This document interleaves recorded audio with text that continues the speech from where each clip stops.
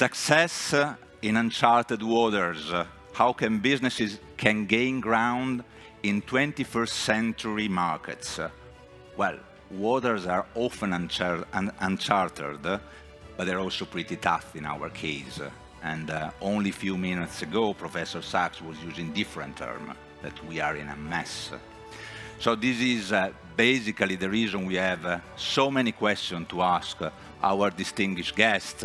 And with no more talks, I would ask the first panelist to join me on stage.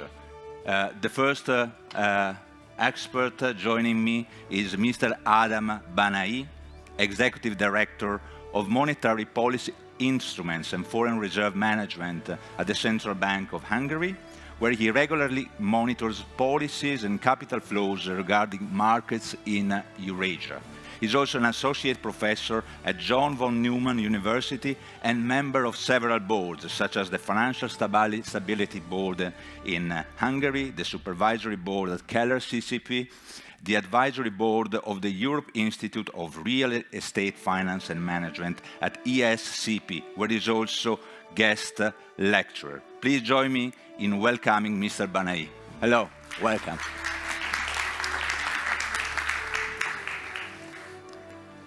The second panelist will intervene through the Eurasia platform, and more specifically from Lausanne, Switzerland. Joining us is Mr. Arturo Briz, Professor of Finance at IMD, where he also leads a center that published the most influential composite index, the World Competitiveness Ranking. He's member of a number of boards of committees like the Strategic Committee of Debut Farm Investment and International Advisory Council of the Wealth Management Institute in Singapore, just to name a few of them. His works and articles have been widely published in the most prestigious academic journals and international publications. Joining me welcoming Mr. Briz. Welcome to the Eurasia Forum, Mr. Briz. Thank you. Good morning, everyone. Nice to speak to you. Third panelist is here with us, is Mr. Jean Ma, Head of China Research at the International Institute for Finance, IIF, in which capacity he maintains regular contact with Chinese policymakers. Prior to IIF, Mr. Ma was the Director of China Economics and Strategy at Tudor Investment, Managing Director and China Economist at ISI Group, and President and Chief Economist of the CEBM Group. Mr. Ma, welcome. Thank you very much.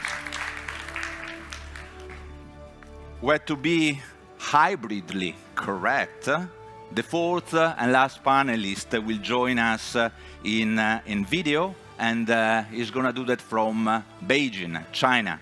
Mr. Huiyao Wang is founder and president of Center for China and Globalization, an influential non-governmental think tank. In 2015, Mr. Wang was appointed as Counselor of the State Council of China, and in addition, he is Vice Chairman of the China Association for International Economic Cooperation under the Ministry of Commerce, Director of Chinese People Institute for Foreign Affairs and Dean of Institute of Development Studies of Southwestern University of Finance and Economics of China. Mr. Wang sits in a number of steering committee and advisory boards, and he authored several books. Last one published this year is The Ebb and Flow of Globalization. Mr. Wang, welcome to the Eurasia Forum. Thank you. Thank you.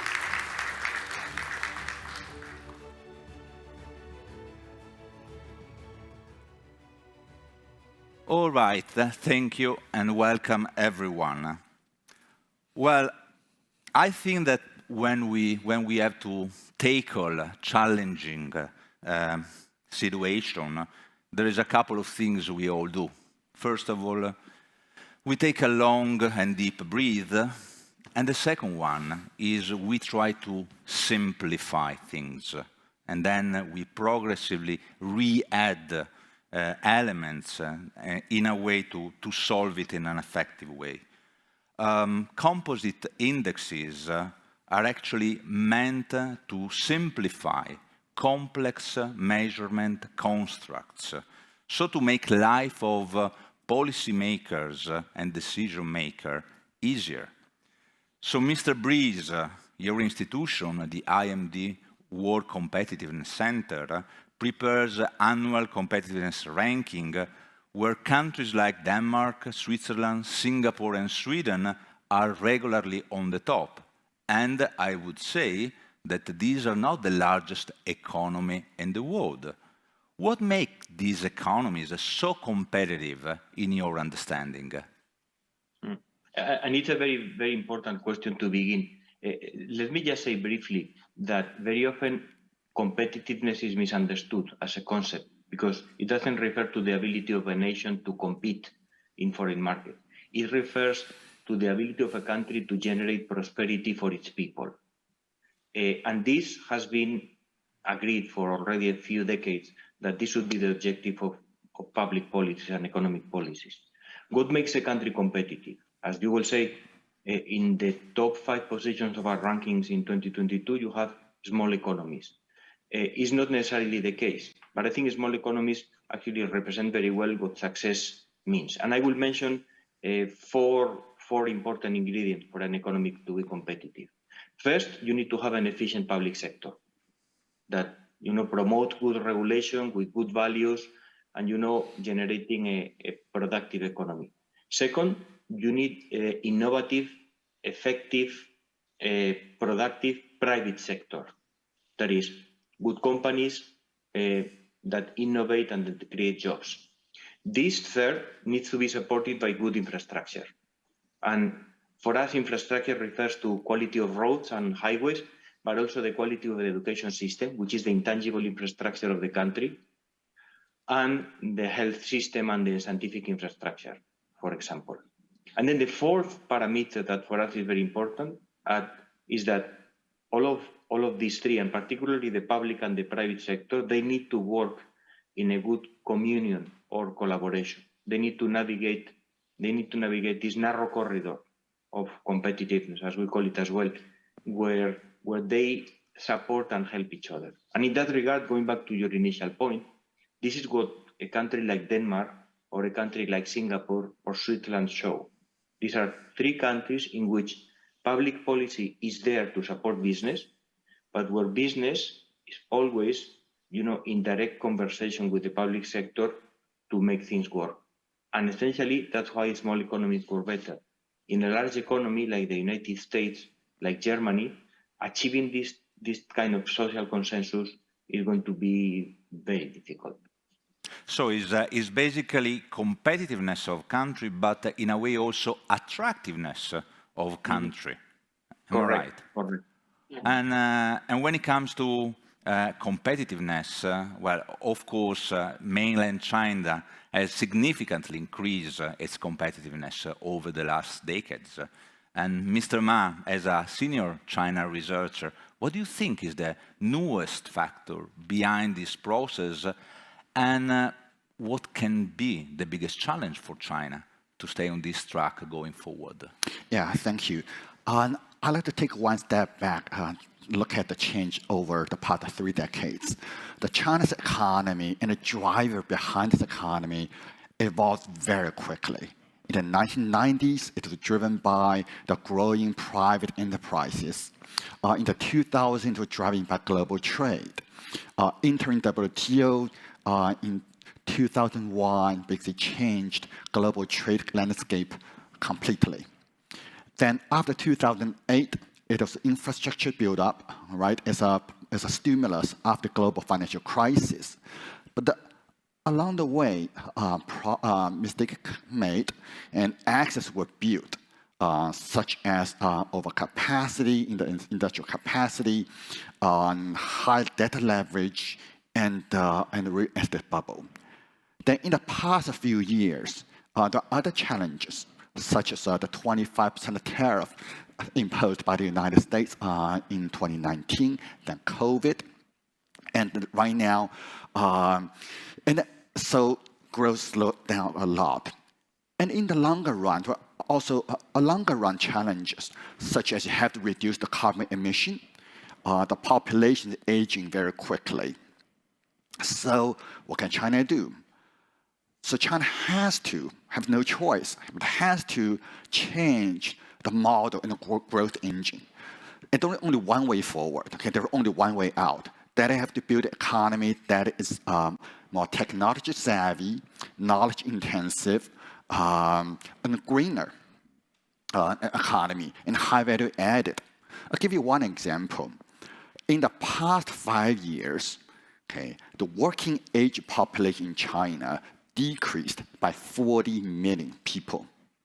Okay, so what is 40 million people? For comparison, give you some number. The population of Canada or Poland is 37 million.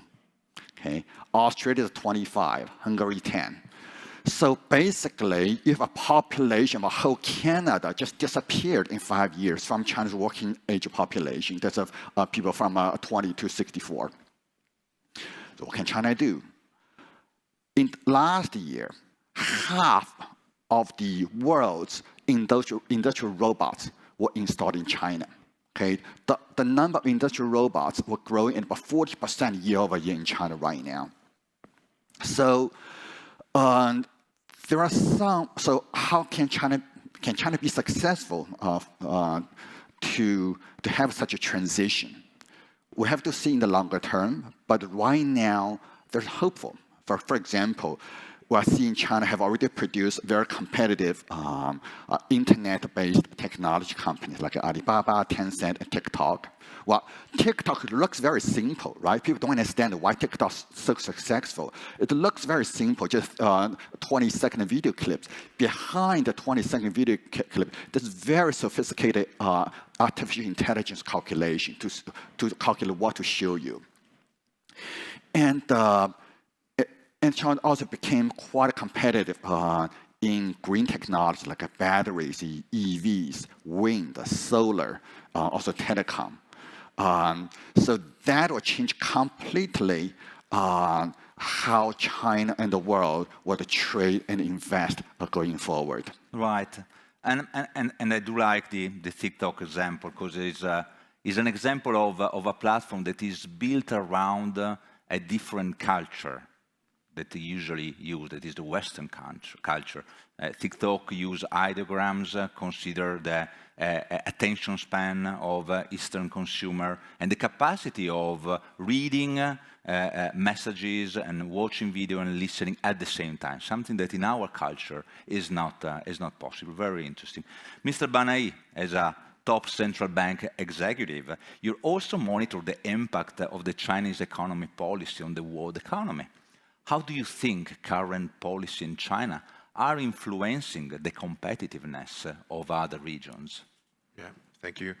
So first, I think we have some short-term effects, and this is mainly because of the zero COVID policy of China, which can change in time, and it has always a very abrupt effect on the whole global economy. So what we see is that if the Chinese economy starts to work on full capacity without any restriction due to COVID, it will have a stabilizing effect on the whole real economy, not just in China, but in other regions. So I think it's a very important short-term effect. On a longer horizon, also there is an effect of pandemic, since all the companies active in China or Chinese companies had to kind of rethink their supply chain strategy. They had to make some diversification, or they are in the middle of this process.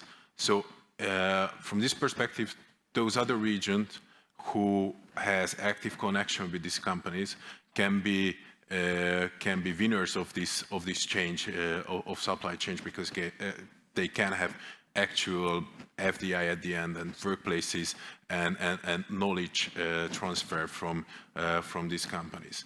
And I pretty much agree with what you said about China, and I think on the longer horizon this is the most important effect, because those companies and those countries who can integrate in the Chinese model can be big beneficiaries of these companies, because China is going to be more and more high-tech.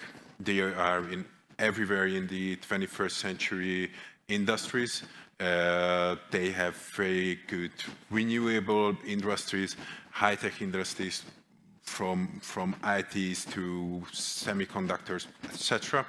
And I think those regions who can integrate in this model on long term will be winners of it. And I think first probably they won't be able to be the highest value added in the whole chain, but at the end, from time, they can absorb more and more technology, knowledge, R&D, and it will enhance their competitiveness at the end. Absolutely. And at this point, I think we have to take a virtual flight to China, to Beijing, and to ask Mr. Wang, what do you think are the most recent steps taken by China to further open up its market to the world? Yeah, thank you, Luca. Yeah, this is actually a great question. I think China basically, in the last several decades, embarked on this open up and reform path. I think China still sticks to that path, and even for the last decade, China's GDP has doubled, basically, more than doubled. And also we see that in the last 10 years, China has set up 21 special economic trade zones and economic zones across China. I mean, even it designated Hainan Island as the largest, free trade island of the whole country. And then the latest adding on that list is including Beijing. For example, in Beijing, you have two zones. The zone for the the financial services, and also room for the digital as well. So that you can see there's a lot of new policies, new plans has been taken place, and it's become a national KPI for all the municipalities, provincial government to really take on this open door initiative. And also we see that in the last year too, actually, China has also embarked on a more greater free trade initiative. For example, China has joined the RCEP, now the largest free trade agreement in the world, which accounts about 1/3 of a global GDP, 1/3 of a global trade, and 1/3 of a global population. So it's enormous, and China is taking a leading active role there. And China's import-export has gone up. For example, last year, even during the pandemic, has gone up 30%. So China become a supply, backbone for the world actually, and China is really continues to open up on this initiative. Just give you a recent example. 10 days ago, BASF, one of the European German company, has invested a 10 billion euro project in Zhanjiang, Guangdong province, which is very big. And also we see there's more expansions of other big companies as well. We know that Cal and Mercedes has invested in Europe for this new big plant as well. So you see there's enormous going on, and China's Belt and Road Initiative is also expanding AIB, Infrastructure Investment Bank, and all those things. So I think in general, China is trying to create an environment that is still very attractive. China has 280 million population with college education, and China has 1.3 billion under some kind of social care, Medicare, and 1.1 billion with some social care. So you see, the system is there. There's also 5 million, 6 million 4G 5 stations across country. And the total length of a speed railway in China is equal to the next 10 countries combined. So it's the best infrastructure there. And out of the 10 largest container ports, 7 of them in China. So you see, China is really geared up to be the center for the innovation, manufacturing, and all the clean technology in the world. So I think China's, it's important China continues to welcome all the foreign investors, and with 500 million middle class, the largest in the world. So I think there's enormous opportunities there. Thank you. But definitely global economy is rapidly developing. Yesterday, Professor Arms were sharing with us some of the new words of the global value chain vocabulary: reshoring, nearshoring, friendshoring. On the other side, innovation accelerated to the point of creating disruptive technology, quantum computing, AI, big data, and so on. And we have energy transition that only few years ago was a chimera, was not even a conversation to be held, to move on top of governments and enterprises' agenda. Going back to you, Mr. Breeze, how do you see the competitiveness landscape to change in the near future, and how much cross-border strategies should change to adapt to the new competitiveness scenarios? Yeah, and you know, I'm listening attentively to our speakers. I'm not that optimistic about China. There is, you know, going back to your question, I think the competitiveness landscape has changed significantly in the last 2 years, because we should not forget that we are going through two of the major shocks of our recent history. One has been a world pandemic that has definitely left China touched as a potential global power for the future. And second, the invasion of Ukraine, that actually is marking a new geopolitical landscape, whereby, you know, we are going to see a new fragmentation in the global economy driven by geopolitics.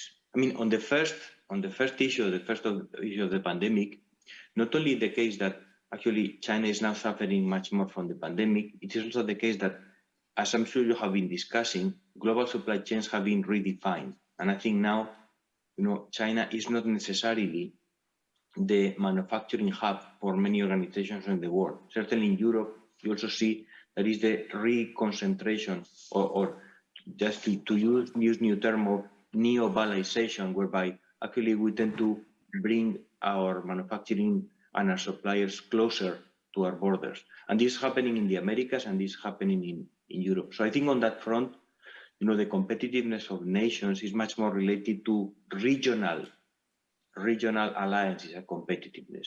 The Americas is going to be a stronghold for future prosperity. Europe remains a stronghold for future competitiveness, but the economic sphere of influence for China is going to be much more concentrated to a pan-Asian world, but not necessarily to the rest of the world. With respect to the war, and with respect to the geopolitical rebalancing of powers, I mean, we already see, and we are actually going attentively through the United Nations summit that is going to take place this week.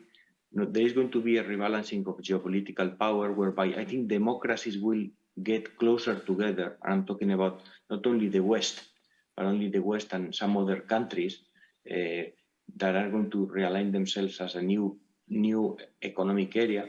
And then the non-democracies that includes China, Russia, and some others that actually are going to play a totally different role in this global landscape. I think all in all, when it comes to competitiveness, the traditional success recipe that we have seen being operated by China in the last years is not going to be so successful. Let me say at the end that, for example, one may wonder why China is not among the top 10 most competitive countries in our rankings. And the reason is that China is not only Shenzhen and Shanghai, it's also the western part of the country.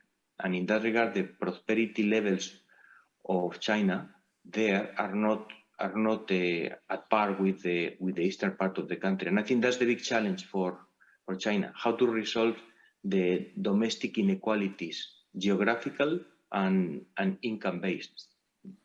Luca, can I respond to this comment? Well, yeah, absolutely. I just listed a lot of domestic challenges, right? Like aging population, carbon reduction, and housing bubble, and so on. And Professor Burris was right, there's also external challenges, right? And in the past few years, I, as China analyst, I was very concerned, right? Well, the US trade tariff hit China export really hard. Well, the Washington actions mentioned by Jeffrey Sachs hit China's industrial production. After all, what Washington is doing right now is basically throwing a wrench into the wheel, try to stop the flow of trade and investment to China, right? Then let's look at the figures. Okay. China's economy is export, okay, after 25% tariff imposed by Washington, was doing fine. That only means less export to the United States, more export to Europe and to ASEAN countries. The United States' share in China's export dropped from the #1 destination to #3, okay, from over 20% to about 16% of China export. ASEAN picked up from the 17% of China export to 23%, became the largest trading partner. EU stayed about 20% as the second destination for China export. And China's share of China export, of global export, picked up from 13% to 15% last year in the past 3 years. So China means that China is exporting more, not less, even after 25% tariff imposed by Trump. Okay? Then let's look at FDI. And Boris also mentioned China, an undemocratic country, so we're facing the challenge in terms of inbound FDI. And also, all the push for reshoring, friendshoring, basically try to pull FDI money away from China, right? I get it. Also in the jobs in EU and in the United States, I get it, but it's fine, as long as people play fair. Then look at the FDI number in the first half this year, okay? After all the policies already implemented and after the war. The FDI in the first half this year into China increased by 23% year over year. This is the rapidest increase ever for over a decade. Usually those increase in about 6%, 8%, or in the low teens. But in the first half of the year, 23%. People said, is the number faked? I checked, it's not faked. If you don't believe Chinese number, okay, you can look at the number from Germany, UK, France, okay, or Italy, to see their outbound investment into China and try to match the number, match the Chinese number. You see, they're pretty close. So that means the number is not faked by Beijing. Okay? Or is the money really the Chinese own money, do a round tripping, go to Hong Kong, come back, and FDI? I checked, it's not. They're real FDIs. And people need to ask hard why, in such environment, in such condition, the FDI still can grow rapidly. I think just like Deborah Elms mentioned yesterday, the whole global supply chain and the whole global capital flow probably is more resilient than people thought. Try to throw a wrench, may disrupt it, okay, but not stop it. I'll give you one more example. Yes, indeed, there's a large portfolio outflows out of China in the first half. The $80 billion left China in the first half. There are a lot of analysts, well, that must be because of war, okay? Ukraine and Taiwan. The Chinese assets is no longer investable, so investors are pulling their money out. Look at it again. Every dollar of money left China in the first half of this year was bond money, okay? Equity money, stock money flow is balanced. If it is because of war, it is because of geopolitical risk, then you should see the outflow of both fixed income and equity money. The reason you only see the outflow of bond but not equity money is because that outflow was triggered by Fed hike. Because PBOC is among the very few central banks is a cutting interest rate, right? While most of the central banks are hiking interest rate. So I think that those impacts are way overblown, especially by the media. Mr. Wang, is there anything that you would like to add at this point? And well, maybe also talking about the role new technologies represent in China competitiveness, since Mr. Breeze had a comment on competitiveness level in China. Yeah, I think that Mr. Breeze probably has some aspect that it is right, because I think now China did impact by this COVID. China's done very well in the previous 2 years, but maybe recent half years China has been trying to combat this new variant. So that takes a bit of time, but I see this is also coming to the end probably because now China has really practiced this new methodology of contained virus and the massive testing, tracing and those technologies. So if next the biggest variant comes, China would be best prepared in the world. But what I want to emphasize is that I think China now has the synergy. It has the biggest talent supply country in the world now. It has the best infrastructure. It has 1 billion smartphone users. You know, it has all the synergy. Anywhere you go is 3 hours by speed train in China. And you have all those, things are running. And all the government, all the mayors, all the governors are competing each other for their KPI measured by the central government. So you see there's a lot of, creativity and also particularly implementation will to do that. For example, you know, as I mentioned, China has built all those infrastructure, the best infrastructure in the world now, basically, anywhere you go now. So what I think now is that, for example, if China government has the right policy for the clean energy, China can make Beijing, out of smoke in 5-10 years time. Now Beijing air is best in all those years. And then you have, China the biggest clean vehicle producer. This year, China clean vehicle producer export is the largest in the world. And just out of January to August, China has exported almost 400,000, clean vehicle to the world. And also China is the best solar producer, best wind power, best, all those hydropower, whatever. So China is probably have all the synergy and effectiveness. I think, after all, it has an attractive market. So that's why you see all the European automakers are here making big gains. And then, also the tourism. I hope that when the pandemic is over, there's 150 million Chinese outbound tourists will start to travel again, spend billions. So when the people-to-people exchanges are resumed, China will certainly increase its image and position in the world. Now, I mean, there's a lot of negative feelings about China, but that this is really largely due to the pandemic, and of course also there's a bit of a how to adjust China, so that takes some time. So I'm still cautiously optimistic. I think China can really get along, and people will finally accept what China it is. Thank you very much.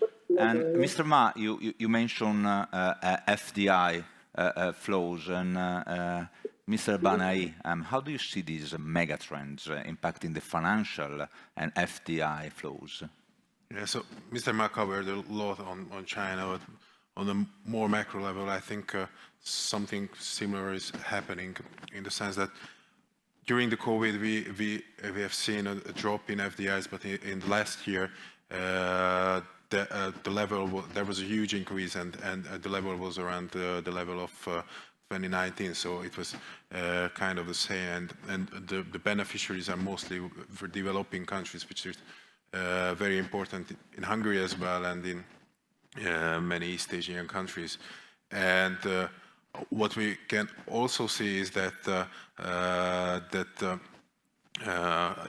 current FDI trends especially in some high-tech industries are very high. So we see planning big FDIs in semiconductors, renewable energy investments increased about 150% or something around that. So there is a huge increase in FDI. So I think in the current statistics, we cannot see the strong effect of turning to type G2 type of world, but for sure we will see the future. And in Hungary as well, we can see that, especially, for example, in the battery industry, there are many investments in Hungary. For example, from China, from the cattle, which is a brand new deal, which will have a huge positive impact on the Hungarian industry. And it is one of the biggest FDI in Hungarian history. So we have seen some very positive trends in the near future, and for sure, in the near past, for sure, we will see the future. Well, and but we also talk a lot about consumers that, at the end of the day, should be at the center of the efforts of business development and a company overall.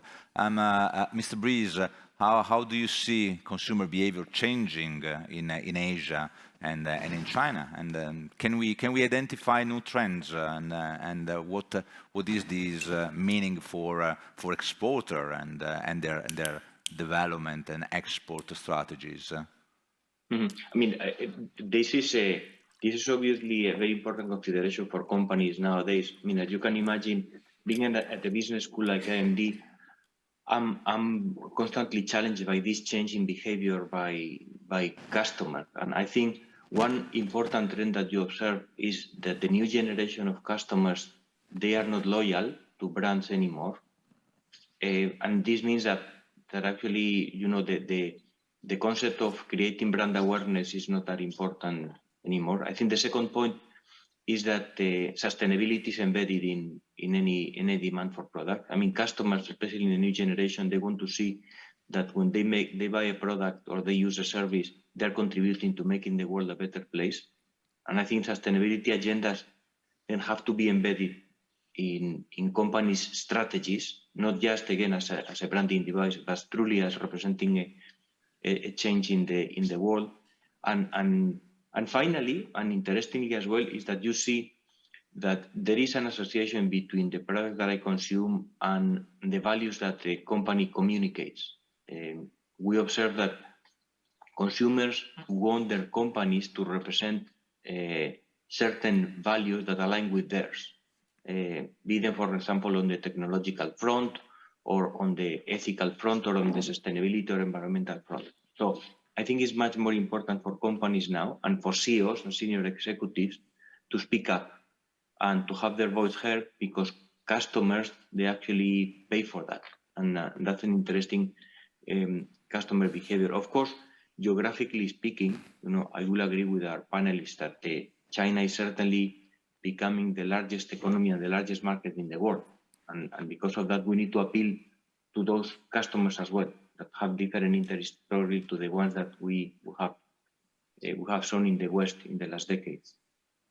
Can I follow up and echo Professor Brice's comments? It's very interesting. I just want to add a bit more detail and color. The consumer pattern in China, also East Asia more broadly, also changed very rapidly. So when people get wealthier, they have a growing market to serve middle class. So that is why from Sweden's French maker IKEA or French supermarket Carrefour, they're all doing very well in China. Okay. And unfortunately, when you have very rapid growth and the wealth gap widened, unfortunately, but a consequence is that very rich at the top, and plus the rapid urbanization drove the demand for luxury brand from France and from Italy. They are doing very successfully. And also, when population get old, there'll be higher demand for healthcare and elder care. Now, healthcare is very local market. It's hard for foreign companies to break into a healthcare industry. But right now, the best elder care nursing home in Shanghai is invested, built, owned, and managed by Denmark companies. And my mother actually checked that out and liked it. Okay, so it's a better one than the Chinese local domestic nursing home. Okay. And also, consumer taste can change very quickly, right? China is a tea drinking population. But people probably don't believe right now 1 in every 6 cups of Starbucks coffee are sold in China. China is 17% of Starbucks revenue. They just announced 2 weeks ago, in the next 3 years, Starbucks will increase the shops in China from currently 6,000 to 9,000 Starbucks shops in China in the next 3 years. I don't know whether people know how many Starbucks in Europe. Okay, 2,700. Okay, so that means China will have 3 times Starbucks than Starbucks in Europe, because of course the Europeans believe you make better coffee than Starbucks. But nonetheless, this changed very rapidly. Okay, and my mother, as a generation, they never drink coffee. My wife was traveling in Albania last week. She saw just acres after acres of olive trees, and she was told that every drop of olive oil from those trees is going to be sold to China. When they first, and also my mother's generation never tasted olive oil. Just no olive oil there. Okay, the first time the Chinese people start to use olive oil. When they first started the China-Europe rail link, right? And for the return trip, the container was basically empty, right? When they shipped here, it was PPE products, which is consumer electronics, but the return cargo container was basically empty in the first half a year. Now they're completely filled, okay? So what's in the container? French wine, okay? Even Moldova wine, okay? Moldova, very small economy, and is never known. They actually produce good wine and not less expensive than French wine, but they're not very well known. And they managed to export to China's market. So basically, people, especially business in Central Europe, need to really figure out what are the changing consumer pattern, what are the demand, and there are a lot of opportunities. Right. And as Italian, was thinking launching a panel on, Starbucks coffee. Really? No. We should start a wine business. Well, we gotta cancel it from the registration, by the way. All right. True. I'm thinking to the waters that are unchartered and the pandemic and the regional conflict and the storm, the perfect storm in the end. Mr. Wang, you are an expert of globalization. Since 2015, you have been regularly holding the China and Globalization Forum. I already mentioned the ebb and flows of globalization, the last book you authored in a series. How do you see these extraordinary events impacting the future of the economic relation between China and Europe? Well, I think that actually not too long ago, I visited U.S., Europe, including 6 countries altogether, 1 month tour, first think tank visit out of China in pandemic. I propose that when we had the think tank meeting in Brussels, I proposed the concept of G3, which means China, EU, and Europe and US should really work together. I think it's really important that European is really a great economically, and it has a huge, if we talk about largest 3 economies, EU is one of them in the world. And so it can play a lot of role in mediating the conflict, the tension between China and the US.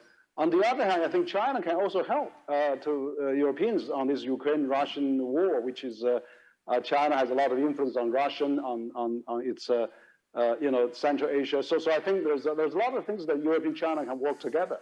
I don't see there's no geographical conflict, or there's no bordering issues between China and the EU. And then China and EU should really work together, have both a very long civilization and long history. So I really think that EU could be more active.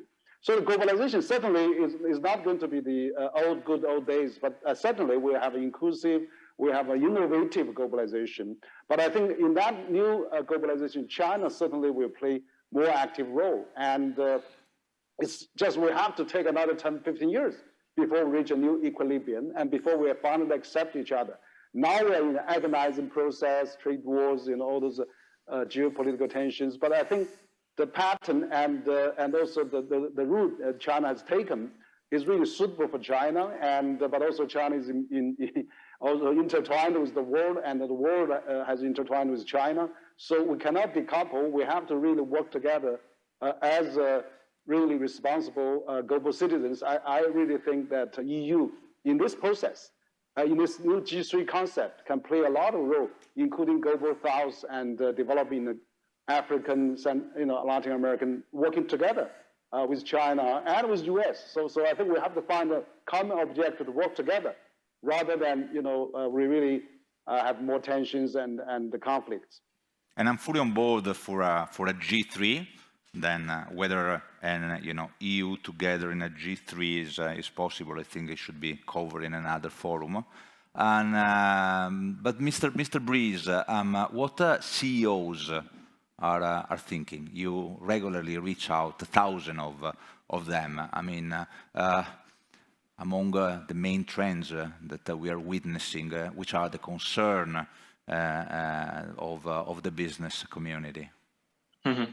I mean, it would not be surprising to anyone in the recent executive survey that we conducted between April and June of this year, when we asked executives what are their major concerns looking forward. They obviously mentioned pandemics or, global infections, and they have mentioned geopolitical issues. I think there is no surprise because obviously executives tend to extrapolate. And I think that today, much more than living in a world of uncertainty, what you see among executives is that they live in a world of ignorance, in the sense that they are not sure what the next big themes are going to be. I mean, we know the great rhinos out there. I mean, we know that sustainability and digital transformation are going to be key trends in the future, but those external events that can actually derail you from your path, like we have seen, for example, happening with the pandemic,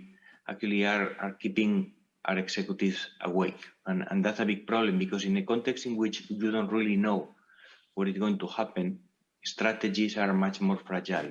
And I hear many executives that talk about the need for taking big bets, much more than the traditional approach to investing is that executives need to make big bets for the future, realizing that there are many uncertainties around that actually can make these bets be either extremely successful or generating negative NPV.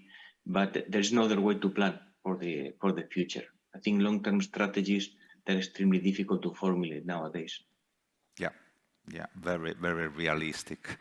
Well, Mr. Banai, as a central bank executive, I think we can't avoid to ask you what is your vision on interest rates that, of course, are going up to curb the inflationary trends. But since we are in the economic panel, I mean, how do you see this affecting the international trade? Yeah. So we are in a pretty new environment compared to the last decade when we had close to zero or zero level, or in some cases below zero level interest rate, and we are in a much higher rate environment. And for sure, if we think about it as a corporate financial manager and we see the P&Ls, the business models are worse than before. So I think this is the actual situation, and for sure it can result some postponement of investments.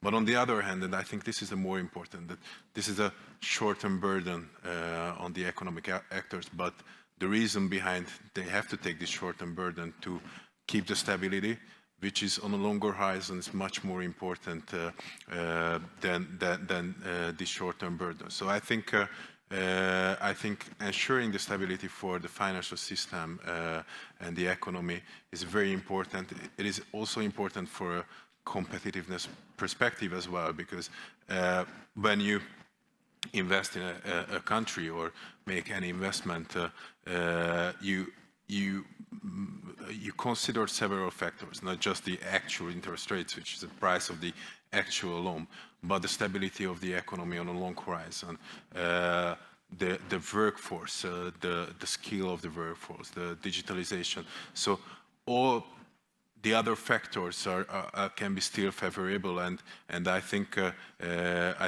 with this new interest rate environment, we also ensure that we are in a stable economic situation, and we can also be credible in the sense that we can keep this stability for a longer horizon. So I think it shows for the investors that they can trust in this economic system and the economic policy. Right, and I also think that we reached the end of our panel. I would like to really thank the people and the distinguished panelists that joined me today. Mr. Here with us in Budapest, Mr. Ma, Mr. Banai, and joining us in video through the Eurasia Forum platform, Mr. Brice from Switzerland and Mr. Wang from China. Thank you very much. Thank you. Bye-bye.